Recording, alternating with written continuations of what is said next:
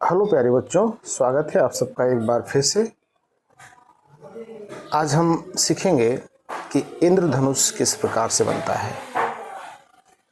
इंद्रधनुष की बनने की जो मैकेनिज्म है, प्रक्रिया है, वो कैसी होती है।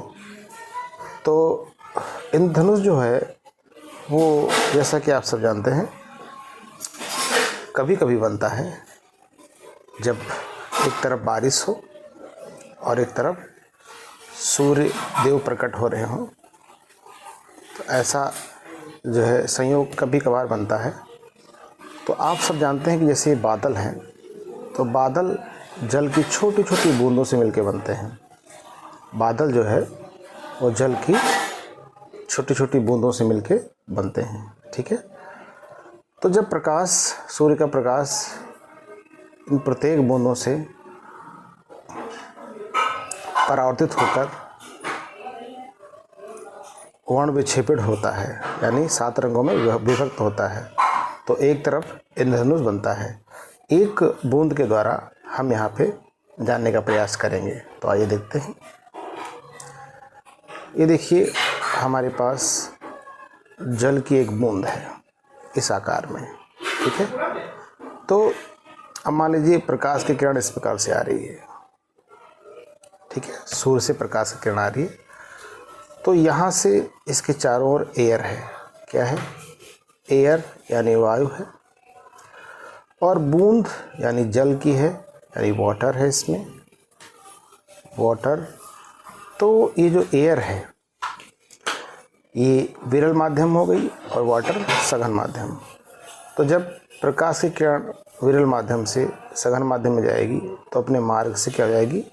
थोड़ा सा विचलित हो जाएगी, ठीक है। इस तरह से मार्ग से विचलित हो गई। तो यहाँ पर क्या हुआ? अपवर्तन की घटना हुई। उसके बाद ये जो स्थिति है, जल से यानी सघन माध्यम से एयर यानी विरल माध्यम में इसको जाना है। परंतु ये जो किरण ये वाली है, आपतित किरण, यहाँ की बात करें अगर इस पॉइंट की, तो इस पॉइंट पर इसका जो आपतन कोण है वो क्रांतिक कोण से, आपतन कोण जो है वो क्रांतिक कोण से बड़ा हो जाता है, ज़्यादा हो जाता है। तो ये बाहर निकलने के बजाय यहीं पर परावर्तित हो जाती है इस तरह से।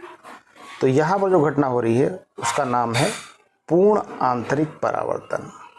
उसका नाम है पूर्ण आंतरिक परावर्तन, ठीक है। उसके बाद ये जल से जब ये बाहर निकलती है तो बाहर हवा है, तो यह प्रिज्म की भांति कार्य करता है ये बूंद जो है। और जिस प्रकार प्रिज्म से जब प्रकाश बाहर निकलता है तो वह 7 रंगों में विभक्त हो जाता है ना, इस प्रकार से। उसी प्रकार से यहाँ घटना होती है। तो ये श्वेत प्रकाश की किरण 7 रंगों में विभक्त हो जाती है। इस घटना को यहाँ पर हो रहा है वर्ण विक्षेपण। क्या हो रहा है? वर्ण विक्षेपण, ठीक है। तो बूंद बनने में 3 घटनाएं हो रही हैं। यहाँ पे अपवर्तन हो रहा है, यहाँ पूर्ण आंतरिक परावर्तन हो रहा है, और इस पॉइंट पर क्या हो रहा है? वर्ण विक्षेपण हो रहा है। तो ये तो एक बूंद की घटना है। इस तरह से सैकड़ों लाखों बूंदों से ये घटना घटित होती है एक साथ।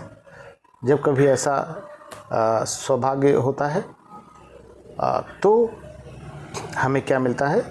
पूरी तरह से हमें मिलता है रेनबो।